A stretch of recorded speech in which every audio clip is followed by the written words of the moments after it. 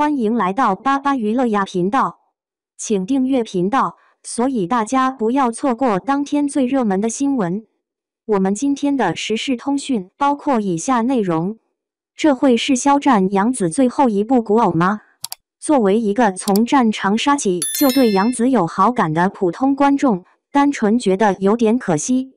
当初他踩准了仙侠流量的点，这回能赶上正剧的趟吗？纯白的裙子，苍白的脸，浅滑一下点到即止的伤口，和我们上次赏析古偶战损装总结的不完全套路倒是完全契合，很美很塑料。广场画风有点意外，向来爱看美女的路人这回不买账了，只关心一件事，又是古偶，杨紫明明可以演很好的剧啊。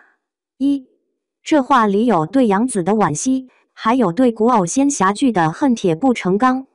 近几年，模板化的打光墨皮滤镜、流水线的发型、纱裙剧情，早已经把大家对这类题材的热情消磨得所剩无几。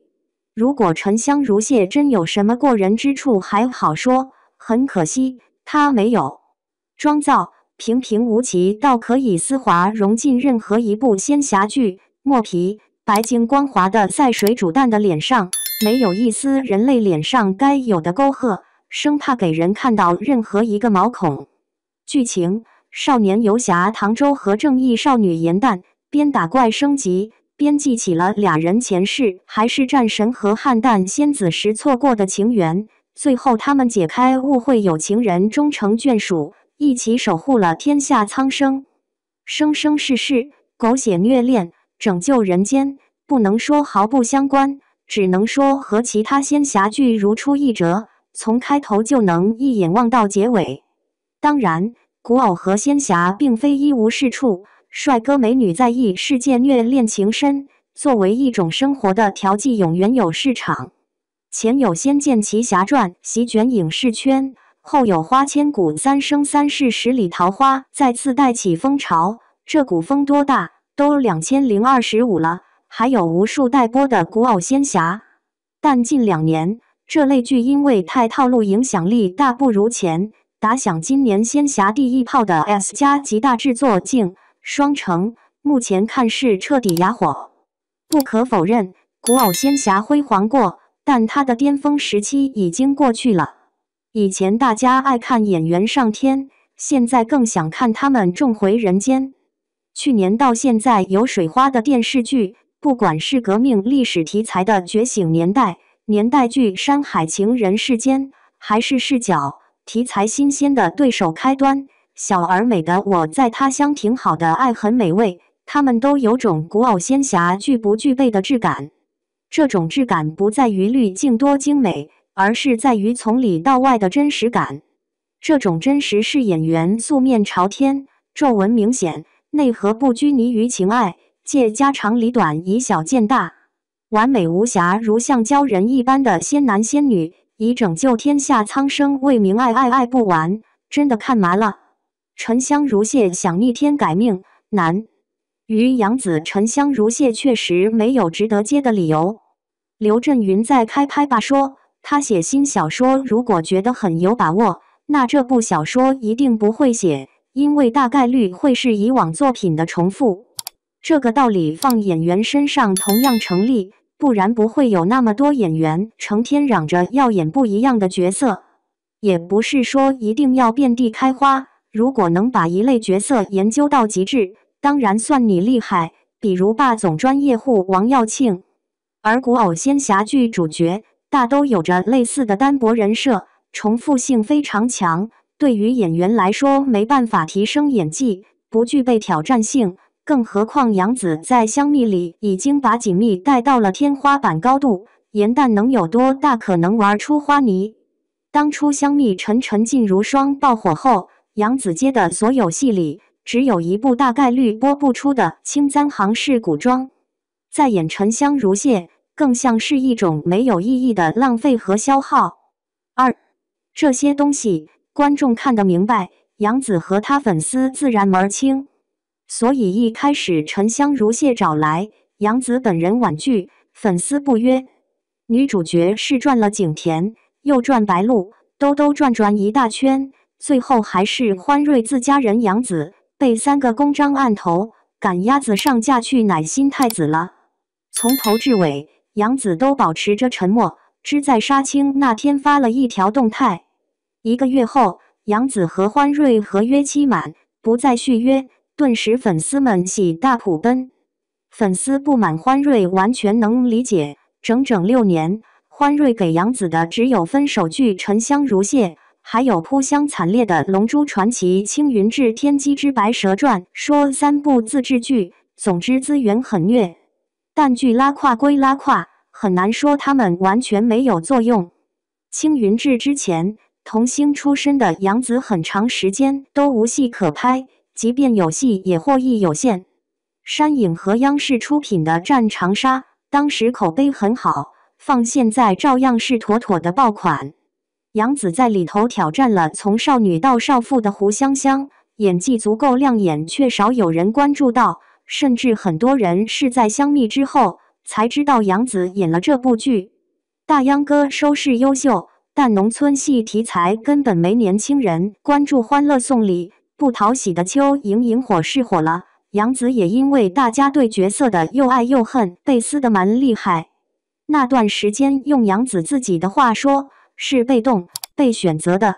他想演戏，想演偶像剧、仙侠剧、古装剧，他想红，而且从来不掩饰自己想红。他太知道红了才能有商业价值，有商业价值才有选本子的资格。而商业价值，或者说流量，是之前演的戏没办法给他的。站在岔路口的养子选择加入欢瑞，朝流量小花的方向发展。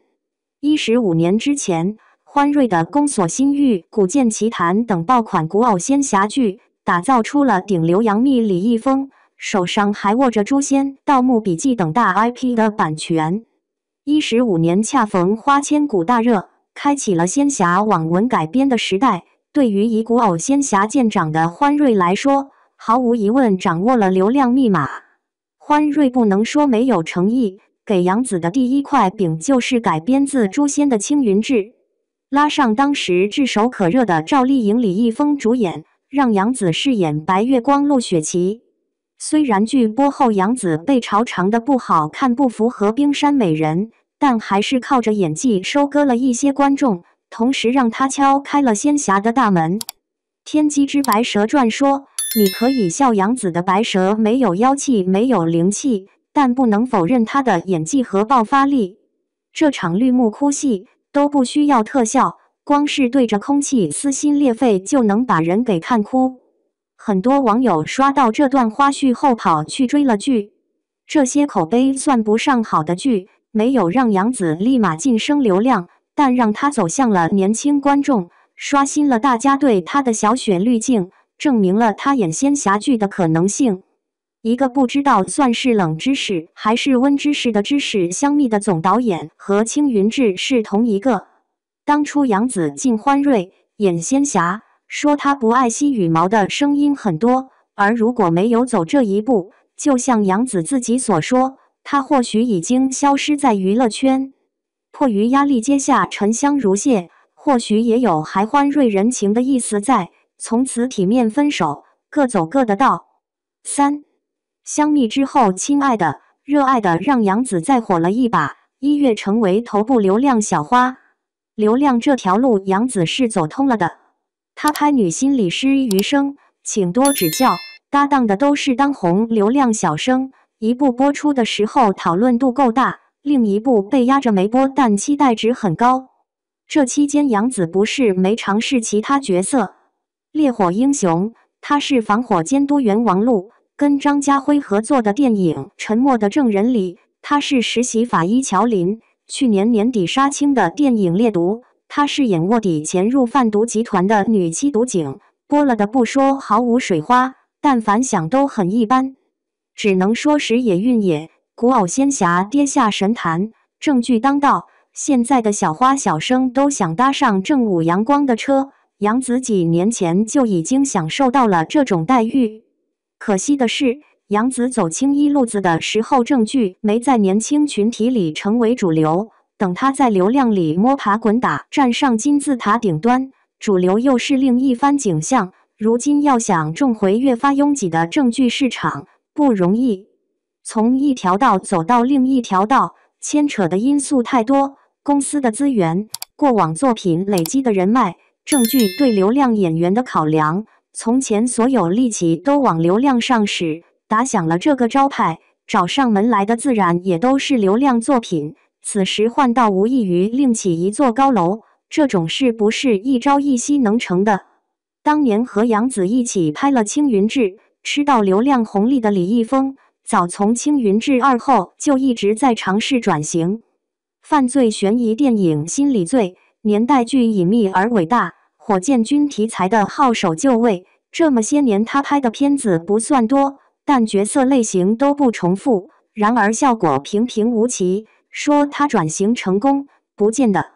也是巧了，杨紫深陷沉香如屑，李易峰出走半生，归来仍是仙侠，就是没想到这次仙侠失灵了。有粉丝说，杨紫手握战长沙，根本不存在转型，想演正剧转身就能演。这话多少有点理想化。杨紫能演，跟有没有好本子来找她演，真演了，看惯她演流量剧的观众能不能接受，是两码子事。作为一个从战长沙起就对杨紫有好感的普通观众，单纯觉得有点可惜。当初他踩准了仙侠流量的点，这回能赶上正剧的趟吗？